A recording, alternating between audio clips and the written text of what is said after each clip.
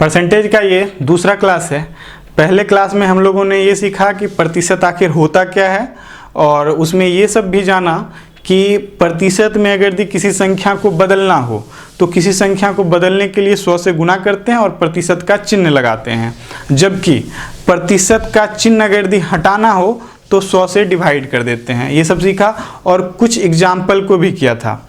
अब उसी को कंटिन्यू करते हुए आगे बढ़ते हैं। अब जो है आज के वीडियो में हम लोगों को सीखना ये है, जैसे यहाँ पे किसी संख्या में कोई भी संख्या हो उसमें बोला जाए कि 10% बढ़ा देते हैं या फिर 10% घटा देते हैं, 20% बढ़ा देते हैं, 20% घटा देते हैं, इस टाइप का सवाल हो तो किस तरह से करेंगे।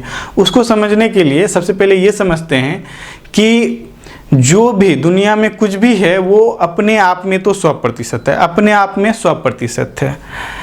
तो ये जो बोर्ड देख रहे हैं ये भी अपने आप में 100% है। मान के चलिए इस बोर्ड को अगर दो भागों में डिवाइड कर दें, ठीक है, तो दो भागों में जब डिवाइड कर दिए तो एक पार्ट ये हो गया, दूसरा पार्ट ये हो गया, और मान के चलते हैं कि ये जो डिवाइड किए हैं बराबर बराबर भागों में किए हैं। अगर दो भागों में बराबर रूप से बांटे हैं तो ये जो पहला पार्ट होगा अपने आप का ये भी अब 100% है, और ये दूसरा पार्ट जो है अपने आप का 100% है, अपने आप में वो 100% है। हाँ, लेकिन पूरा बोर्ड से कंपेयर किया जाए कि पूरा बोर्ड का ये वाला पार्ट या फिर ये वाला पार्ट कितना है, तो पूरा बोर्ड जो भी होगा वो तो अपने आप में 100% है। चूंकि उसका आधा कर दिए हैं तो ये कितना होगा, पूरे बोर्ड के कंपैरिजन में ये 50% होगा, और पूरे बोर्ड के कंपैरिजन में ये भी पार्ट 50% होगा। लेकिन बात किया जाए केवल इस पार्ट का, तो ये अपने आप में ये भी 100% है और ये भी 100% है। ठीक है, अब यहाँ पे कुछ बातों को और सीखते हैं। जैसे आपको जब सब चीज़ 100% ही लेके चलना है, तो मान के चलिए कोई संख्या 100% है, ये 100% लिखे हैं,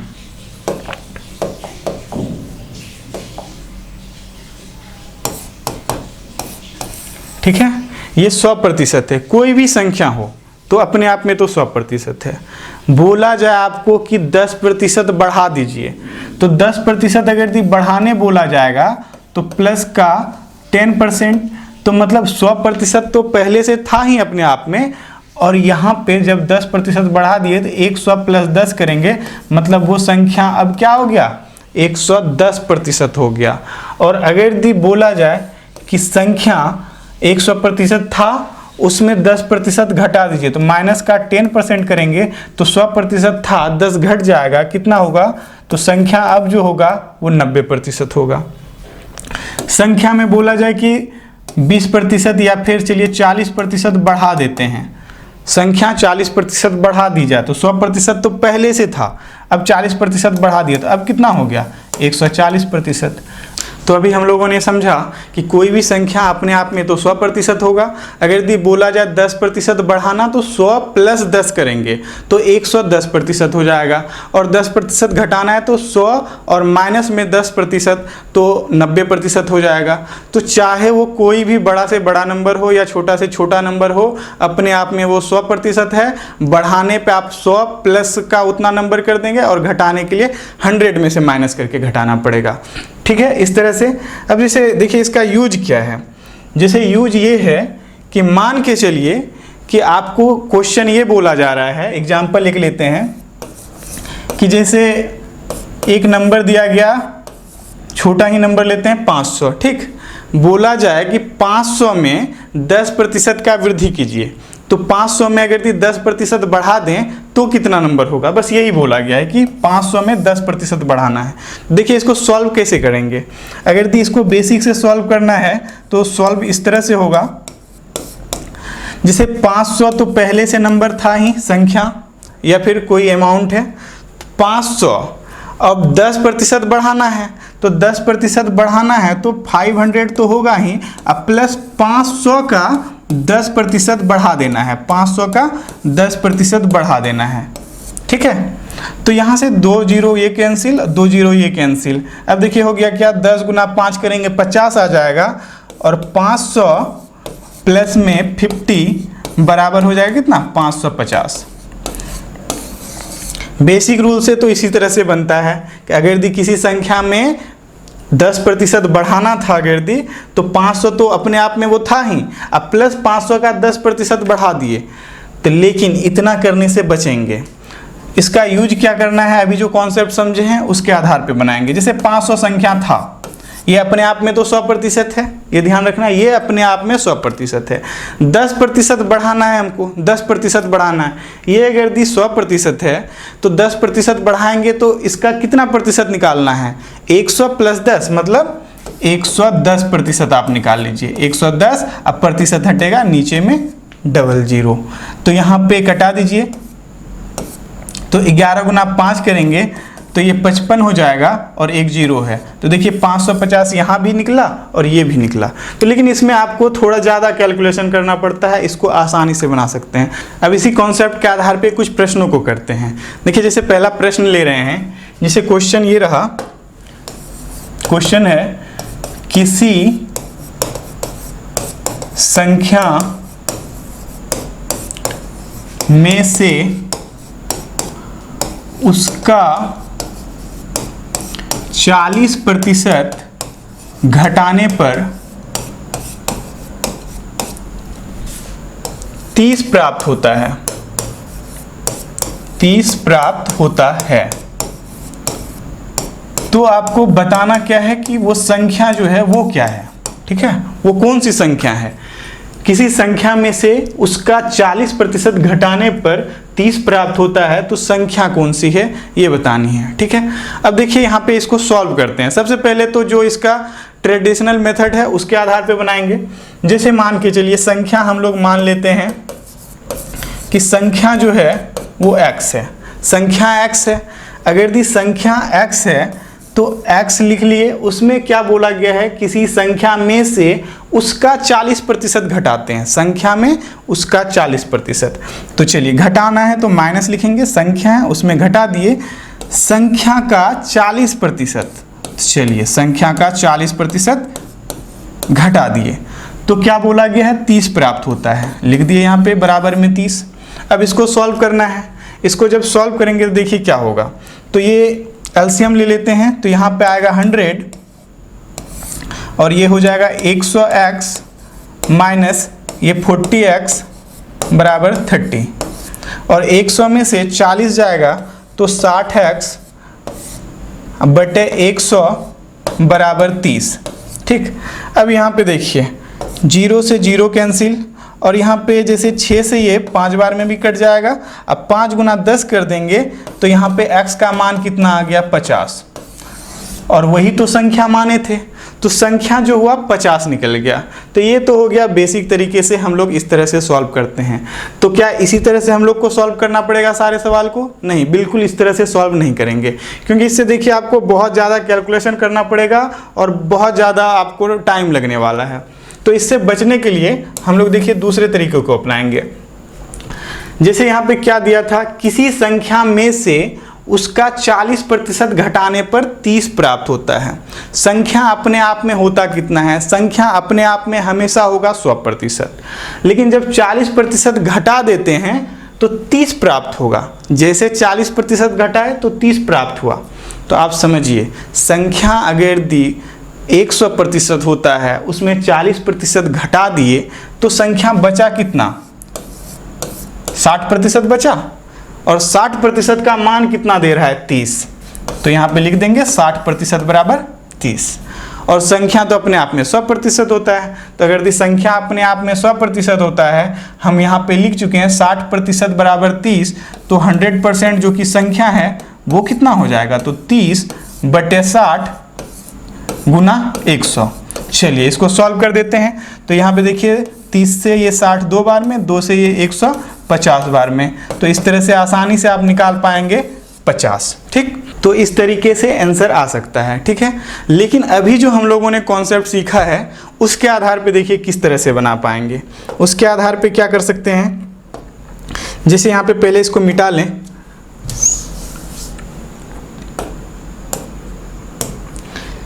संख्या था उसमें से उसका 40% घटा दिया गया। संख्या मान के चलिए आप x ही है, संख्या x है, उसका 40% घटा दिया गया, तो संख्या जो है वो 40% घटाने के बाद बचा कितना? संख्या का 40% घटाने के बाद संख्या का अब 60% ही बचा, 60/100। ठीक, संख्या का 60% बचा और यहाँ पे दिया हुआ है 40% घटाने पे 30 प्राप्त होता है, तो संख्या का जो 60% है वो किसके बराबर होगा? 30 के बराबर हो जाएगा। चलिए यहाँ से कटा दीजिए, तो 30 से ये 2 बार में, 2 से ये 50 बार में, और x का मान इस तरह से 50 आ गया। तो आपको जो शुरू में बेसिक मेथड बताया गया उससे तो बनाने का कभी कोशिश नहीं करेंगे, या तो आप इस रूल को फॉलो कीजिए या फिर इस तरीके से बनाइए। आपको ये वाला रूल जो है बहुत जगह काम आने वाला है। आप परसेंटेज को अगर यदि अच्छे से पढ़ते हैं तो देखिए इससे बहुत ज़्यादा चैप्टर रिलेट करता है। जैसे आपको इसी के आधार पे आगे का चैप्टर जो होगा वो प्रॉफिट एंड लॉस हो जाएगा, डिस्काउंट हो जाएगा, ये सबको पढ़ना है। इसी के आधार पे आपको SI CI में भी यूज हो जाएगा, तो बहुत ज़्यादा ये सब का यूज होने वाला है। तो इसको जो है अच्छे तरीके से समझेंगे तभी आगे ठीक ढंग से हम लोग पढ़ पाएंगे। ठीक है, अब बढ़ते हैं क्वेश्चन की ओर। जैसे इसको हटाने के बाद अब अगले सवाल की ओर आते हैं। चलिए देखिए उसी टाइप का सवाल लेते हैं एक और। जैसे क्वेश्चन है, किसी संख्या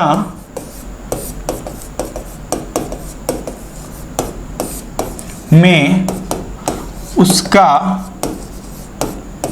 12.1/2% जोड़ने पर, किसी संख्या में उसका 12.5% जोड़ने पर 2250 प्राप्त होता है, तो संख्या का 120% क्या होगा, ये पूछा गया है। क्वेश्चन एक बार फिर से पढ़ लेते हैं। किसी संख्या में उसका 12.5% जोड़ने पर 2250 प्राप्त होता है, तो संख्या का जो है 120% क्या होगा, ये पूछा गया आपको। ठीक है, तो देखिए बेसिक अप्रोच से तो बनाएंगे नहीं, तो बनाने का जो तरीका होगा, अभी 2 तरीका सीखे हैं, उसी के आधार पे बनाएंगे। देखिए 12.5% क्या गया है, जोड़ा गया है, 12.5% जोड़ दिया गया, तो इसका मतलब संख्या तो अपने आप में 100% होता है, 12.5% और जोड़ दीजिए, तो 100 प्लस 12.5, तो ये कितना हो जाएगा? 112.5%, यही आएगा। आप चाहें तो इसको पूर्णांक में है, भिन्न के रूप में भी कैलकुलेशन करके बना सकते हैं। तो यहाँ पे सिंपल था 12.5, इसीलिए ऐसा कर पाए कि चलिए अब संख्या हो गया 112.5%, और फिर इसी का मान दिया हुआ कि ऐसा करने पे 2250 प्राप्त होता है। तो ऐसा करने पे अगर 2250 प्राप्त हो रहा है तो हम लोग लिख पाएंगे कि 112.5% बराबर 2250। अब पूछा क्या गया? अब पूछा ये गया है कि संख्या का 120% बताना है। आपको यहाँ पे संख्या नहीं निकालना है बल्कि संख्या का 120%, 120% निकालते हैं तो क्या हो जाएगा देखिए। तो यहाँ पे 2250 और बराबर के इस साइड में ये जो है ये भिन्न में बनेगा, हर में आ जाएगा 112.5 और गुना में ये 120। चलिए इसको सॉल्व कर लेते हैं। तो सॉल्व करने से पहले ये पॉइंट हटा दें तो एक 0 और आ जाएगा। अब यहाँ से कटाइए, देखिए 1125 यहाँ पे 2250, तो ये 2 बार में कट जाएगा। ठीक, तो 1200 गुना 2, तो इसका आंसर आ जाएगा कितना? 2400। यही आपको संख्या पूछा जाता तो यहाँ पे 120% नहीं बल्कि 100% निकालते हैं, क्योंकि संख्या अपने आप में 100% होता है। तो इस तरह से आप सॉल्व कर सकते हैं। आप चाहें तो इसको x के रूप में भी बना सकते हैं। तो आप लोग प्रैक्टिस कीजिए अलग अलग तरीके से, जब यदि वो समझ चुके हैं तो आप आसानी से बना सकते हैं। अब इसी प्रश्न को x मान के भी बना सकते हैं। जैसे x मान के बनाना हो तो मान लीजिए कि संख्या x है। ठीक है, संख्या अगर यदि x है तो बोला जा रहा है क्या?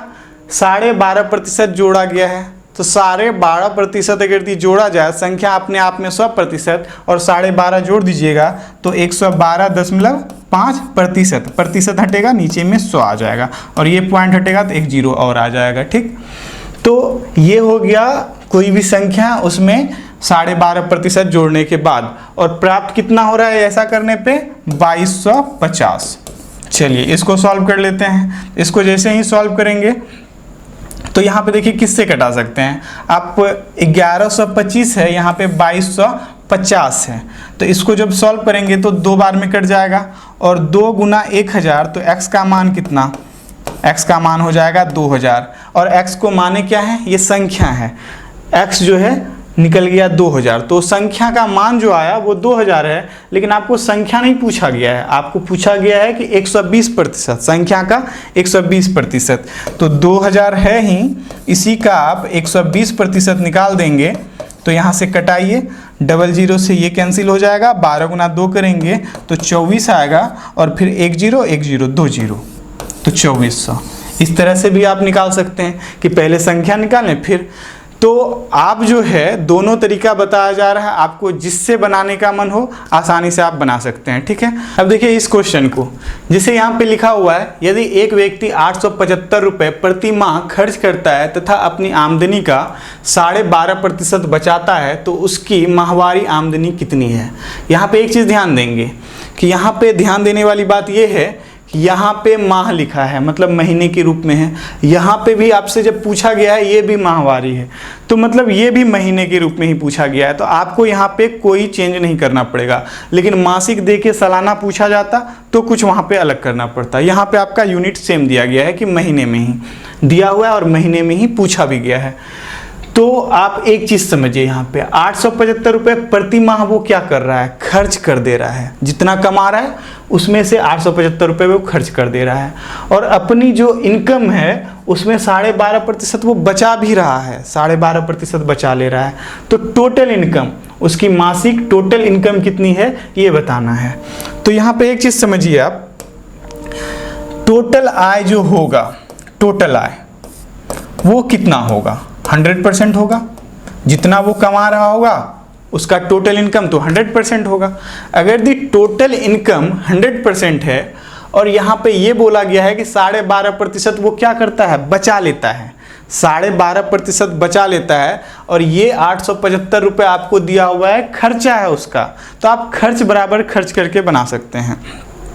ये वैल्यू आपको दिया हुआ है, तो देखिए यहाँ पे क्या करेंगे, जिसे टोटल इनकम है 100%, ठीक, उसमें से 12.5% आप घटा दें। 12.5% क्या है, 12.5% वो बचा रहा था, 100 में से जो बचा रहा था उसको घटा देंगे तो जितना खर्च है वो आ जाएगा।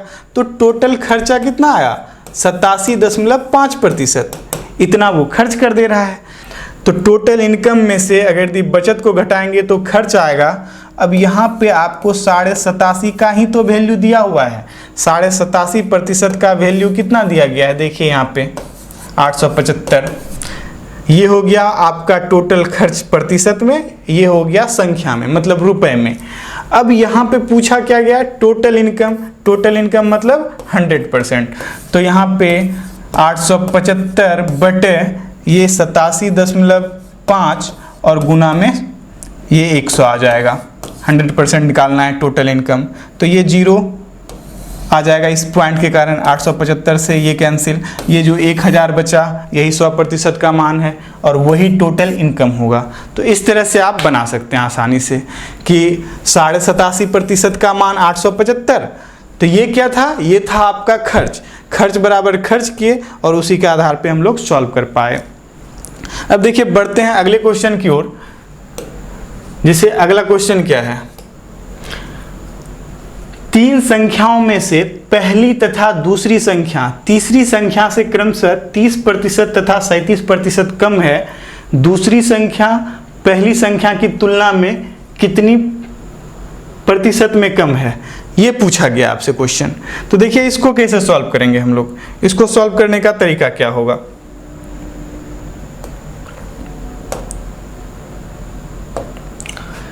तीन संख्या है ना, तीनों को मान लेते हैं, चलिए पहली संख्या, दूसरी संख्या और ये तीसरी संख्या, ये तीनों संख्या मान चुके हम लोग।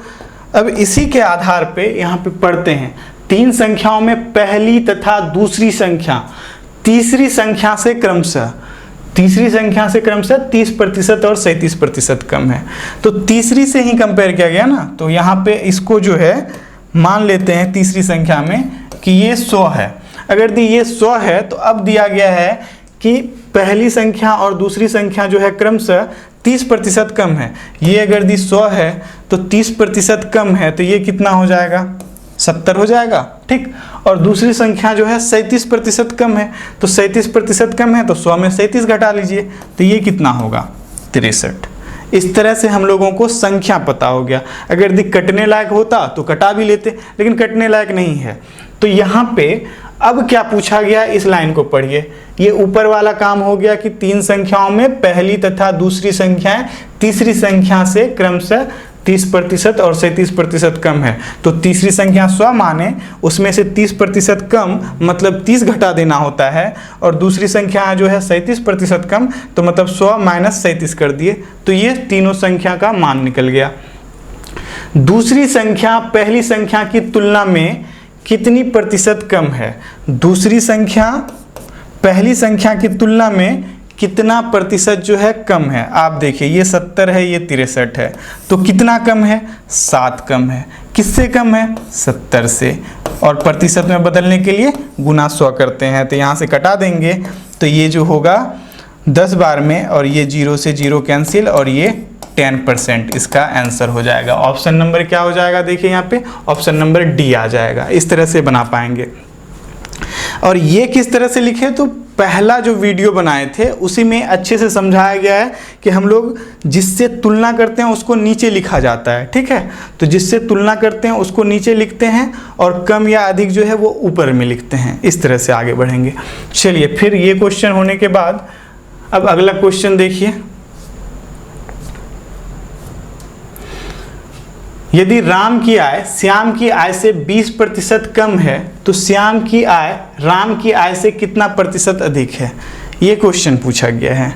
तो अब देखिए यहाँ पे इसको किस तरह से सॉल्व करेंगे। यदि राम की आय श्याम की आय से 20% अधिक है, तो लिख लेते हैं हम लोग, राम है, श्याम है।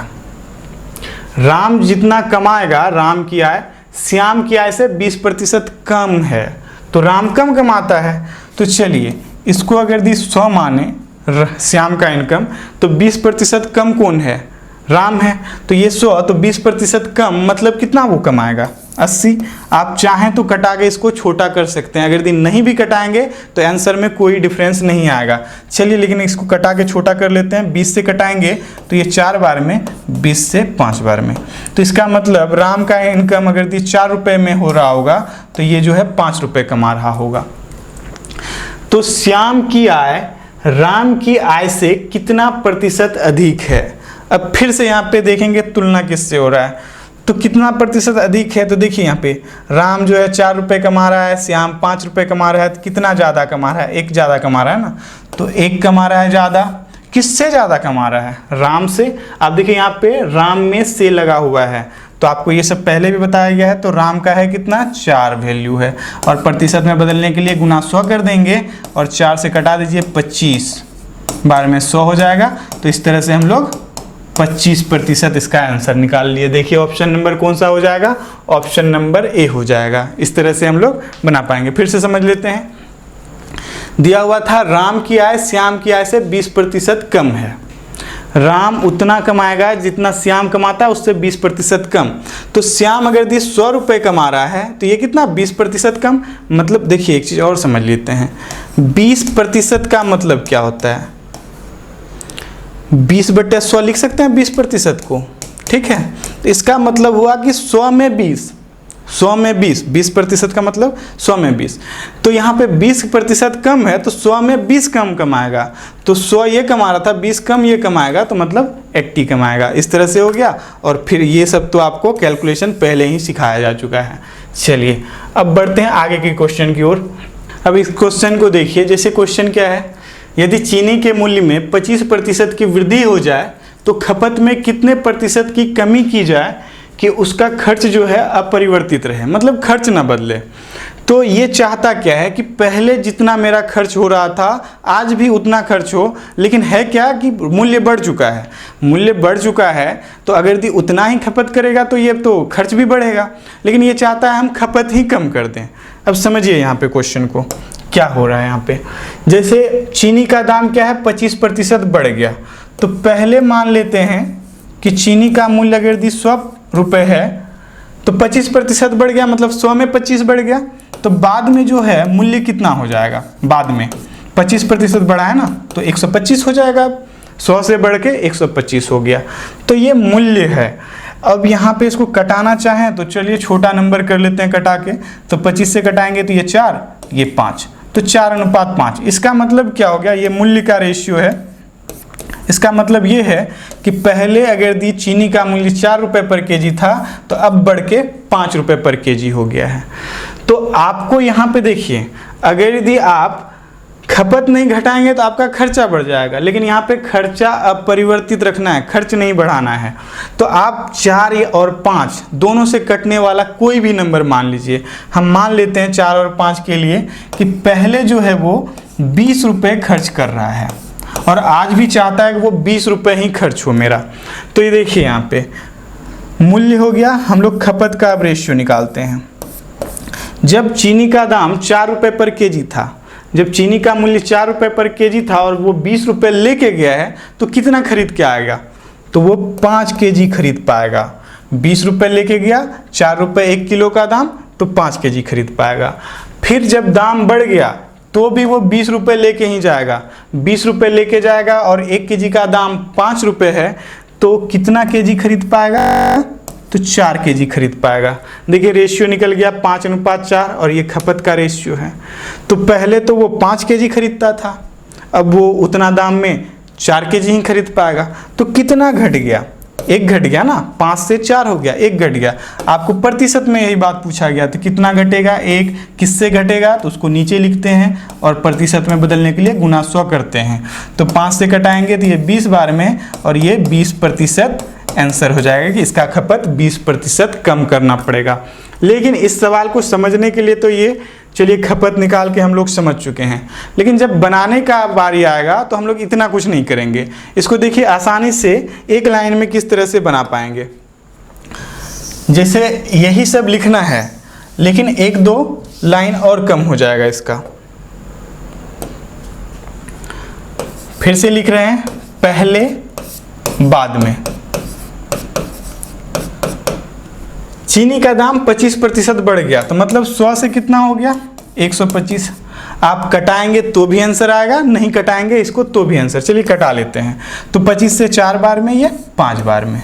तो चीनी का दाम पहले अगर दी 4 रुपये पर केजी तो बाद में हो गया 5 रुपये पर केजी। अब ये क्या चाह रहा है, ये चाह रहा है कि मेरा जो है खर्चा अपरिवर्तित रहे, खर्चा ना बदले दाम बढ़ने के बाद भी। तो यहाँ पे इसको इस तरह से करेंगे कि आप ये देखिए कि खर्चा अगर यदि अपरिवर्तित रहे तो पहले के इतना करना पड़ेगा, मतलब ये चाह रहा है कि खर्च अभी भी इतना ही रहे। तो कितना कम करना पड़ेगा, 1 कम करना पड़ेगा। किससे कम करना पड़ेगा, तो 5 से गुना 100 कर देंगे, इससे भी आपका आंसर आ जाएगा 20%। और जब बनाने की बारी आएगी तो हम लोग इसी तरह से बनाएंगे, उतना नहीं करेंगे कि पहला जो रेशियो होगा उसी से कंपेयर कर देंगे कि भाई जब दाम बढ़ गया है, दाम बढ़ गया तो आपको खपत तो कम करना ही पड़ेगा। तो आप देख लेंगे कितना कम करना पड़ रहा है, उसके आधार पर बना लेंगे। चलिए अब बढ़ते हैं अगले सवाल की ओर। जैसे इसी के आधार पर एक ये क्वेश्चन है, यदि चीनी का भाव 6 रुपये प्रति किग्रा से बढ़कर 7 रुपये प्रति किलोग्राम हो जाता है तो कोई मनुष्य कितने प्रतिशत चीनी का उपभोग कम कर दे ताकि उसके चीनी पर व्यय में कोई परिवर्तन ना हो, बढ़े नहीं, बढ़ाना नहीं पड़े, ऐसा लिखा हुआ है। तो सेम क्वेश्चन है, उसमें भी खर्च बदलना नहीं था, इसमें भी खर्च नहीं बदलना था। हाँ, लेकिन उसमें प्रतिशत के रूप में दिया हुआ था, यहाँ पे रुपए के रूप में दिया हुआ है। तो देखिए इसको सेम क्वेश्चन है। चीनी का दाम था पहले कितना, चीनी का दाम था पहले 6 रुपये, बढ़ के हो गया कितना, 7.5। पहले 6 रुपये पर केजी था, अब जो हो गया है इसका 7.5 रुपये। ये मूल्य है, ठीक है, ये मूल्य है, ये पहले का और ये बाद का। अब यहाँ पे ये पूछा गया है कि मनुष्य कितना प्रतिशत चीनी उपभोग कम कर दे। आप देखिए कितना कम करना पड़ेगा, मूल्य से ही कंपेयर कर लीजिए, इसी से आंसर आ जाएगा, खपत निकालने की कोई ज़रूरत नहीं, अभी पीछे समझ चुके हैं। तो कितना कम करना पड़ेगा, 7.5 से 6 जाने पे 1.5 को लिखते कितना है 1.5, और किससे कम करना पड़ेगा 7.5 से, प्रतिशत में बदलने के लिए गुना 100 कर देंगे। अब यहाँ पे पॉइंट से पॉइंट खत्म, 15 से ये 5 बार में, 5 से फिर 20, और ये 20% इसका आंसर हो जाएगा। देखिए बड़े आसानी से और बड़े तेजी से बना पाएंगे। इसका ऑप्शन क्या हो जाएगा, ऑप्शन नंबर सी। इस तरह से 20% अगर यदि वो अपना खर्च घटा ले, खपत घटा ले, तो उसका खर्चा नहीं बढ़ेगा। ये हो गया क्वेश्चन। अब देखिए फिर आगे के क्वेश्चन की ओर बढ़ते हैं। किसी त्रिभुज के आधार में 10% की वृद्धि की जाए तथा क्षेत्रफल में कोई परिवर्तन ना हो, उसकी ऊंचाई में कितना प्रतिशत का कमी करना पड़ेगा। अब देखिए उसी के आधार पे आप आसानी से बना सकते हैं। तो उसी के आधार पे अगर यदि बनाना हो तो किसी त्रिभुज के आधार में 10% वृद्धि किया गया है। तो यहाँ पे हम लोग लिख लेते हैं, जैसे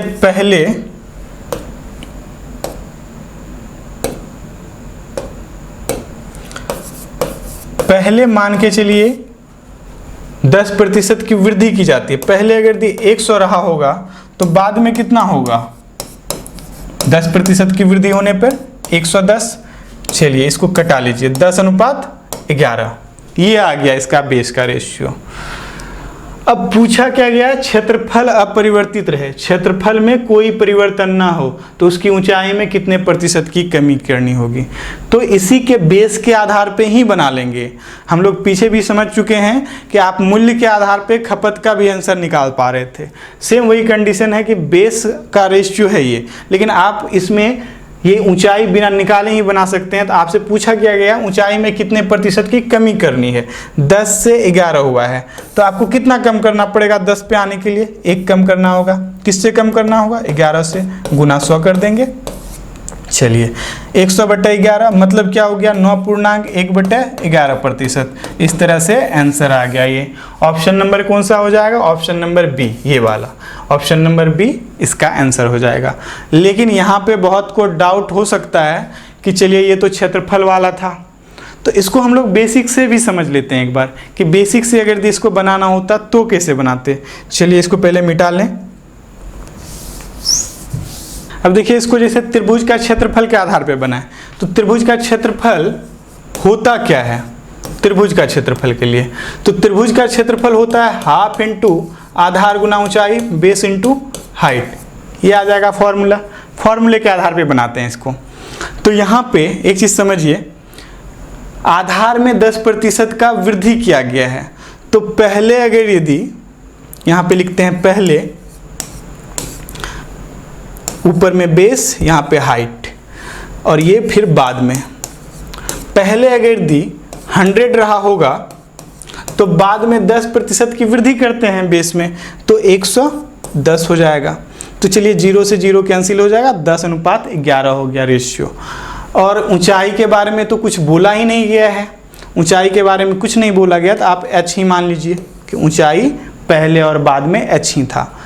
तो आपको क्षेत्रफल जब निकालना होगा तो आप देखिए ये जो हाफ है कांस्टेंट है, ये त्रिभुज आप एक छोटा सा लें तो इसका बेस और ये जो हाइट है ये, और फिर अगर ये एक बड़ा सा त्रिभुज लें तो इसका बेस और ये हाइट, देखिए इसमें बेस छोटा है, हाइट भी छोटा है, इसका भी बेस बढ़ जाएगा और इसका हाइट भी बढ़ जाएगा। किंतु हाफ जो है क्षेत्रफल निकालने के लिए, हाफ का वैल्यू वही रहेगा जो इस बड़े वाले के लिए, तो हाफ नहीं बदलता है। अब जब दो त्रिभुज का आप क्षेत्रफल में कंपेयर करेंगे, हाफ तो ये कट ही जाएगा, ठीक है। तो जो कांस्टेंट वैल्यू हो, मतलब बदले ही नहीं, तो उसको छोड़ भी देंगे तो कोई फर्क नहीं पड़ेगा। आप अगर यदि कैलकुलेशन करना चाहेंगे तो हाफ लेके भी करके आप चेक कर लीजिएगा, क्षेत्रफल में कोई परिवर्तन नहीं आएगा, सेम आएगा, आपको आंसर वही आएगा। तो देखिए यहाँ पे अब एरिया क्या आ जाएगा, एरिया क्या हो जाएगा, तो half into base into height था, तो हाफ कांस्टेंट होने के कारण छोड़ दिए। अब देखिए 10 गुना h करेंगे तो एरिया क्या 10h, और बाद में क्या हो गया 11H।